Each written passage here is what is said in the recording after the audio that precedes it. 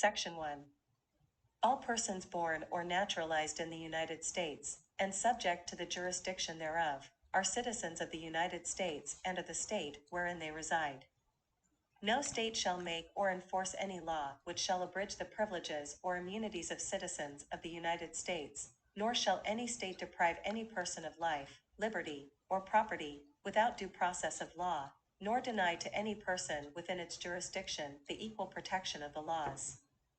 Partisan political gerrymandering, the drawing of legislative district lines to subordinate adherents of one political party and entrench a rival party in power, is an issue that has vexed the federal courts for more than 3 decades.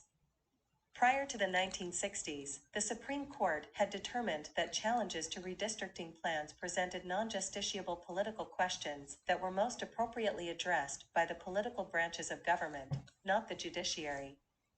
When upholding a redistricting plan, acknowledging it was drawn with the intent to achieve a rough approximation of the statewide political strengths of the two parties, and stating we have not ventured far or attempted the impossible task of extirpating politics from what are the essentially political processes of the sovereign state.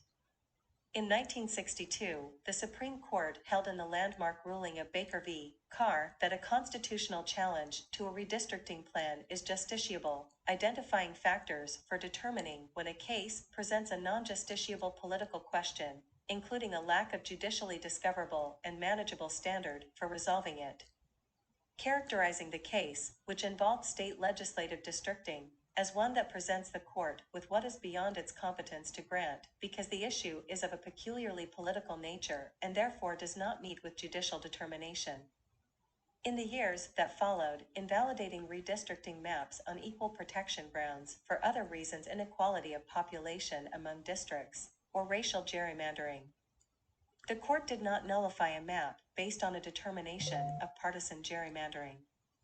In the 1986 case of Davis v. Bandemer, the court ruled that partisan gerrymandering in state legislative redistricting is justiciable under the Equal Protection Clause. Although the vote was 6-3 in favor of justiciability, most of the justices could not agree on the proper test for determining whether the gerrymandering in this case was unconstitutional and reversed the lower court's holding of unconstitutionality by a vote of 7-2. The vote on justiciability was 6-3, with Justice Byron White's opinion for the court joined by Justices William Brennan, Thurgood Marshall, Harry Blackmun, Lewis Powell, and John Paul Stevens. This represented an apparent change of view by 3 of the majority justices, who just 2 years earlier had denied that the existence of non-compact or gerrymandered districts is by itself a constitutional violation.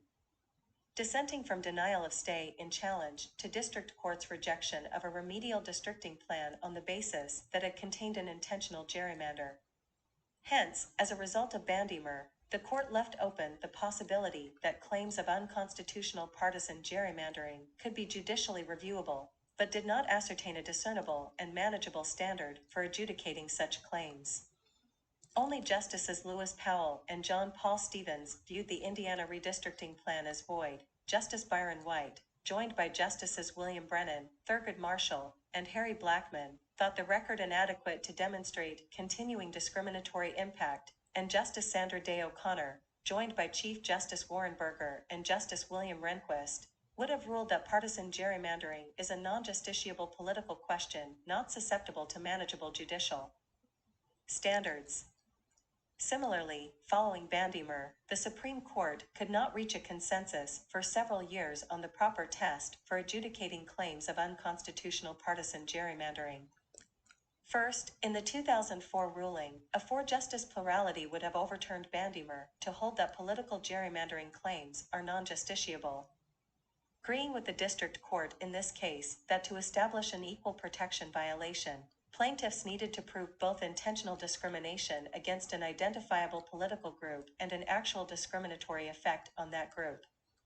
Justice Anthony Kennedy, casting the deciding vote and concurring in the court's judgment, agreed that the challengers before the court had not yet articulated comprehensive and neutral principles for drawing electoral boundaries or any rules that would properly limit and confine judicial intervention. Nonetheless, Justice Anthony Kennedy held out hope that in some future case, the court could find some limited and precise rationale to adjudicate other partisan gerrymandering claims, thereby leaving Bandemer intact.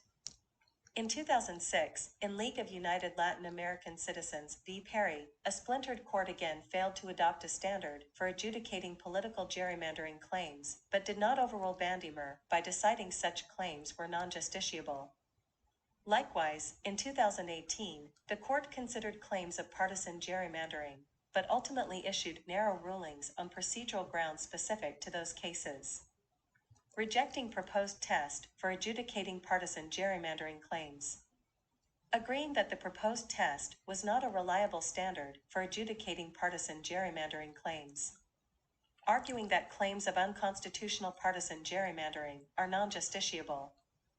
Ultimately, common cause, the Supreme Court held that there were not judicially discernible and manageable standards by which courts could adjudicate claims of unconstitutional partisan gerrymandering, thereby implicitly overruling Bandemer, ruling that to establish standing to sue upon a claim of unconstitutional partisan gerrymandering on the basis of vote dilution, challengers must allege injuries to their interests as voters in individual districts, holding that a district court did not abuse its discretion by denying a preliminary injunction to challengers claiming that a Maryland congressional district was an unconstitutional partisan gerrymander.